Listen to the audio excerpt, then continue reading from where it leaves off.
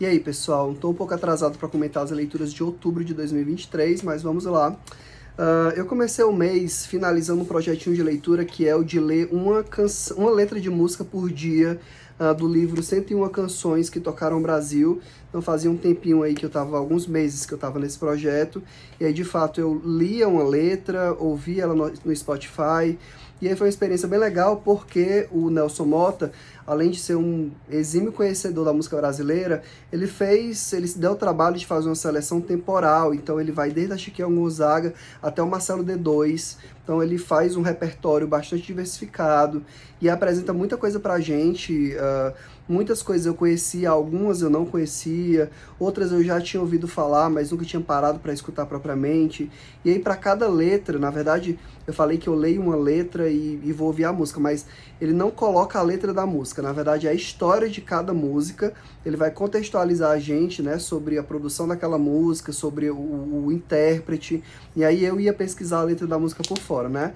Inclusive isso eu acho que é uma crítica a esse livro, que não vem a letra das músicas, mas eu acho que talvez para ser mais econômico, e de fato ele é um livro que você encontra barato, eles não colocam a letra, senão ficaria muito grande, mas de qualquer forma o livro vem com a história da letra e com algumas imagens, seja do cantor, seja do álbum, ou alguma coisa assim, ou do intérprete da música, enfim. Então é um livro bem bacana, bem legal para você conhecer um pouco melhor a música brasileira, para você ter de enfeite, enfim.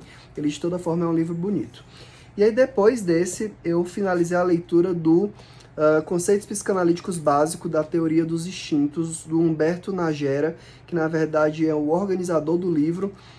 Isso é um livro de uma coleção, a Biblioteca Psicanalítica da Clínica de Hampstead, que publicava sobre alguns temas específicos em psicanálise, e aí esse juntou aqui algumas teorias sobre os instintos, que na verdade são as pulsões, mas que nessa tradução optaram por instintos. E, bom, não vou indicar, acho que não é um livro que vale a pena você ler para se apropriar do conceito psicanalítico de pulsões, até porque eles fazem essa escolha de chamar de instintos, mas são vários autores, cada um traz uma parte da teoria, então fica um pouco Frankenstein, tá um pouco fragmentado, aí por vezes é um pouco repetitivo, porque um autor retoma alguma temática, mas ele é interessante para você mapear dentro da teoria freudiana como alguns conceitos se desenvolvem. Por exemplo, o conceito de bissexualidade dentro da obra do Freud, onde é que ele surge, onde é que ele é repetido, como é que ele ganha uma transformação. Nesse sentido, esse livro é interessante para pensar e localizar dentro da obra do Freud onde é que alguns conceitos se encontram.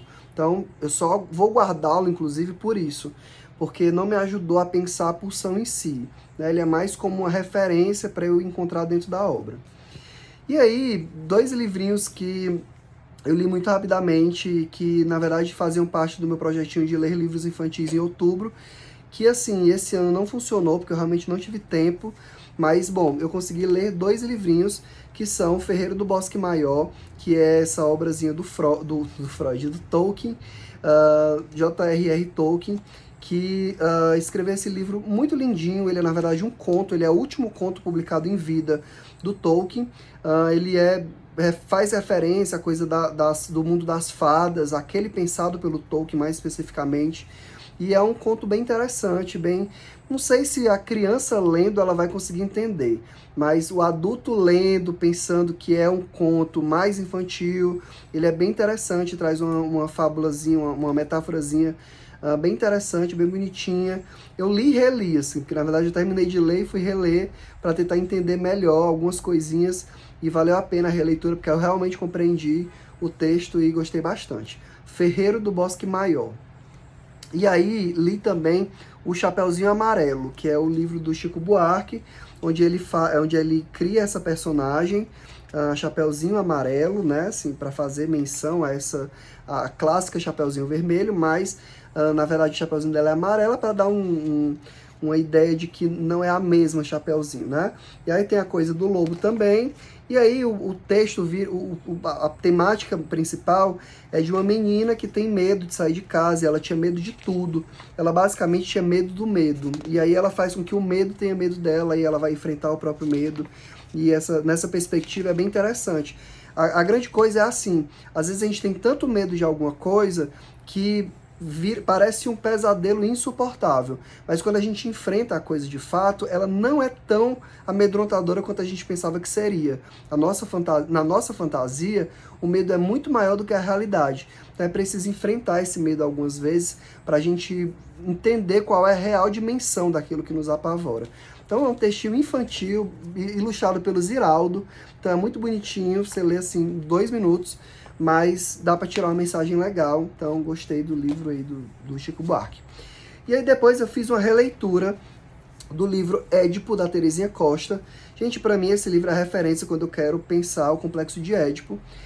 E aí eu não vou falar mais uma vez desse livro, já fiz algumas resenhas sobre ele, pelo menos 2, ou não, não me lembro se as primeiras leituras eu fiz resenha, mas tem uma resenha nova sobre ele, onde eu explico direitinho que, na verdade, ele faz uma revisão do Édipo no Freud, na Melanie Klein, no Lacan e nos pós-lacanianos. Então, é um livro interessante para pensar as questões relacionadas ao Édipo, entender ele para cada um desses autores. Então, Édipo, da Terezinha Costa. E aí eu finalmente li o Gradiva, do Jensen, que é um texto desse alemão que vai falar sobre um baixo relevo, né, uma esculturazinha em gesso que ele tem de uma moça que tem um andar interessante, porque ela pisa no chão com um pé e o outro, enquanto ela está andando, forma um ângulo de 90 graus. Deixa eu achar aqui para mostrar. E aí ele se encanta por essa escultura, e aí ele começa a sonhar com ela, depois ele acha que ele encontra com ela, ele faz uma viagem, e aí encontra com essa moça que ele acha que é reencarnação da Gradiva, né, que é aquela que tem esse andar diferente.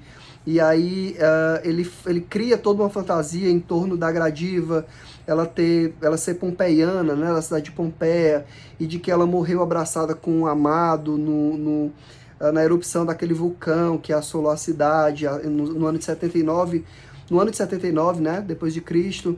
Então, bom, essa daqui é a imagem da Gradiva, né, você veja que ela tem esse pé levantado, isso é todo o encanto do andar dela. E aí, bom, o Freud faz toda uma análise desse texto do Jensen, falando sobre as fantasias e os sonhos que comparecem nessa obra. O Freud escreve esse texto, é um texto conhecido do Freud, que eu acabei lendo por causa dessa leitura, né, que eu estou lendo para um grupo de literatura e psicanálise. O nome do Freud é O Delírio e os Sonhos na Gradiva, de Jensen, de W. Jensen, de 1907. Então é um livro, o texto do Freud é bem interessante, mas o próprio Jensen não se empolgou muito quando o Freud mandou o texto para ele, mas eu achei bem pertinente assim, as análises que ele faz da interpretação dos sonhos que ele faz e dos delírios do personagem. Então é um livro bem interessante, ele é super curtinho, mas dá para você dar uma aprofundadinha além do texto do Freud, que talvez seja do mesmo tamanho, mas é grandinho assim, o texto do Freud, mas é interessante. E aí eu ainda li, para a live que eu faço com a Raquel e com o Vitor, Dois Irmãos, do Mito Ratum. Gente, incrível esse livro que fala sobre 2 irmãos gêmeos que vivem uma situação bastante conflituosa mesmo entre eles, e das desavenças entre a família, porque a mãe é super apegada ao irmão mais novo desses 2. Esse irmão mais novo tem uma briga séria com o irmão e violenta ele, né, com um caco de vidro de uma garrafa. Enfim, eles vivem uma desavença durante a vida toda, e o Mito Ratum, ele vai falar um pouco sobre a complexidade, né, das relações familiares e da constituição subjetiva mesmo, porque a gente inicialmente faz essa coisa meio dual, do bem e do mal, do irmão gêmeo bom e do irmão gêmeo mal, e depois a gente entende que, na verdade, os dois têm um pouco de tudo, né, assim, a coisa da complexidade mesmo do ser humano.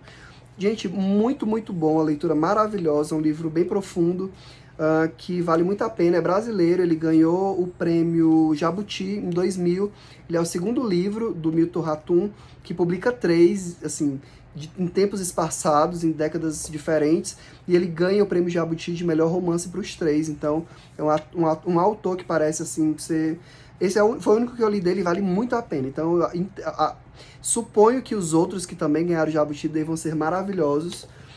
E aí eu li ainda pro projeto de 12 livros para 2023, As Alegrias da Maternidade, da Book Emecheta, com certeza não deve ser assim que se fala, mas essa obra, esse texto, ele se passa, a narrativa, né, se passa na Nigéria, e é muito, muito, muito interessante, porque vai tratar de povos diferentes, vivendo próximos, e as culturas se misturando, e de como os hábitos de cada cultura são bastante diferentes, né, como dentro de um mesmo território você tem uma pluralidade cultural e social muito diversificada, e que isso vai trazer, claro, assim, conflitos, mas também vai trazer enriquecimento, vai trazer possibilidade de conhecimento, e enfim. Então, é um livro muito doloroso, assim, isso de As Alegrias da Maternidade, na verdade, assim, não vou dizer que seja exatamente é, na verdade, uma crítica, porque todo esse desejo da maternidade dentro do povo da nossa protagonista, ele implica um sofrimento muito grande para cuidar desses filhos, e de sobreviver, e de permitir que esses filhos sobrevivam numa localidade muito pobre, que a mulher é completamente desvalorizada, que a função social dela é ser mãe, é cuidar do marido, que pode ter várias esposas, mas ele não tem dinheiro para sustentar todas elas, no entanto ele está trazendo mais e tendo mais filhos. Então a nossa protagonista, ela passa por poucas e boas, e é muito triste assim, o final e tudo mais.